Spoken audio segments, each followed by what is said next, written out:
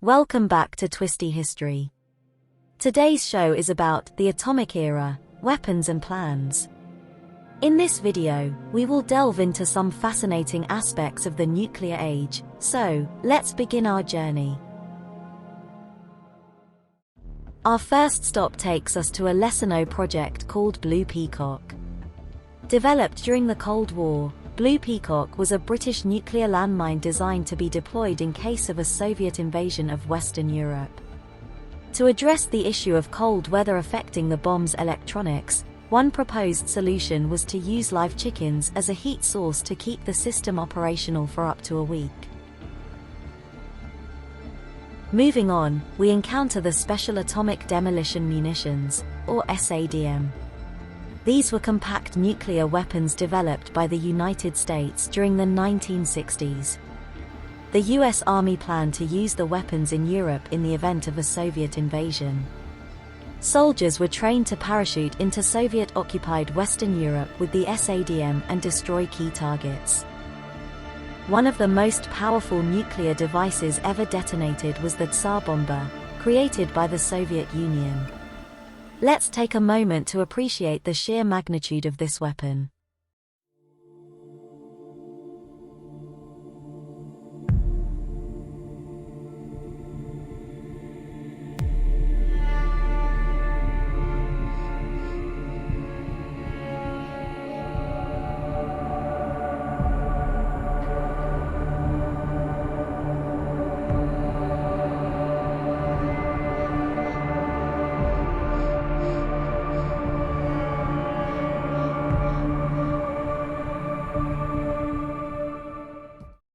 While the atomic era was filled with potential for destruction, it also witnessed significant efforts towards peaceful applications of atomic energy.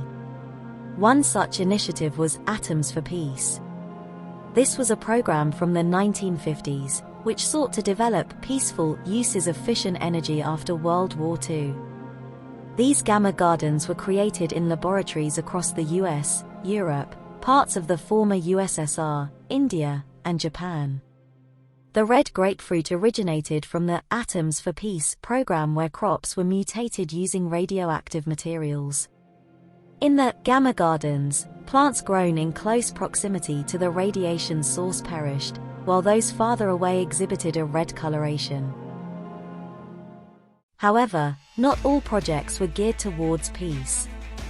Project A119 was a controversial plan by the United States to detonate a nuclear bomb on the Moon during the space race.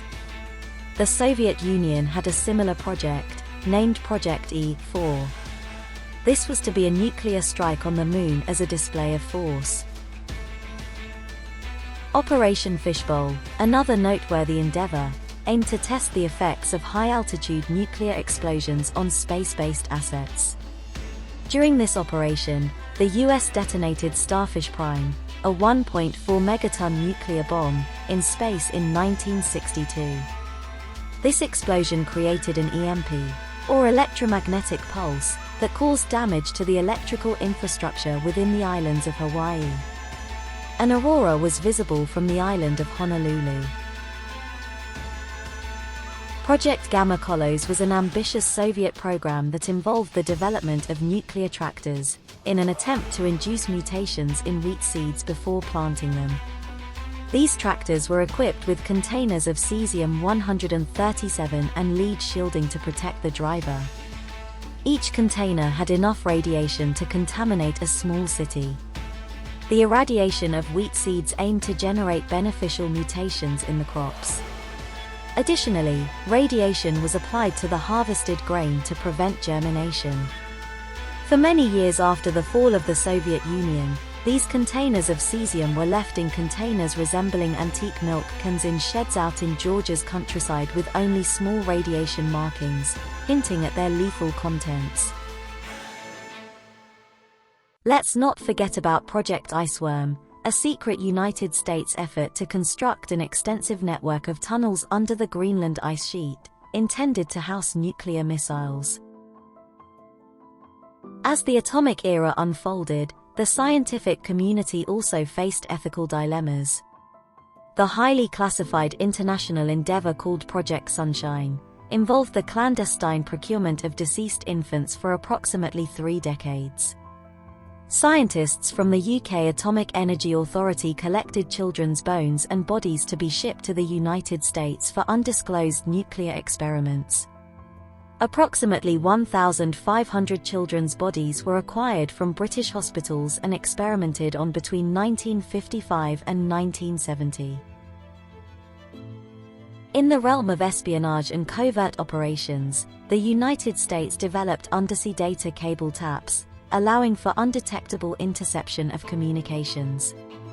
These wiretaps, called Operation Ivy Bells, were used to listen in on Soviet underwater communication lines during the Cold War.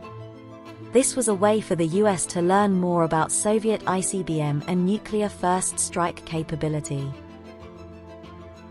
Suitcase nukes, as the name suggests, were small portable nuclear weapons designed for covert operations, posing a significant threat during the Cold War.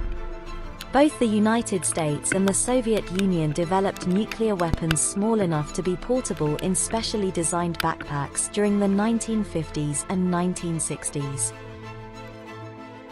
Not surprisingly, even the IRS and the USPS had contingency plans in place during the height of nuclear tensions. These plans aimed to ensure continuity of so-called essential services in the event of a nuclear war. The IRS plan is called the Continuity Cooperations Plan. This enormous document describes a plan for how, in an apocalyptic scenario, the IRS can still tax you during an end times event. As we conclude our exploration of the atomic era, it's essential to reflect on the significance of this period in human history.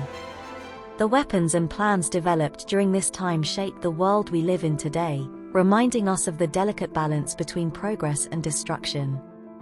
Thank you for joining us on this captivating journey through the atomic era. We hope you enjoyed this video and gained a deeper understanding of the weapons and plans that defined this era. Remember to subscribe to Twisty History for more engaging content. Until next time.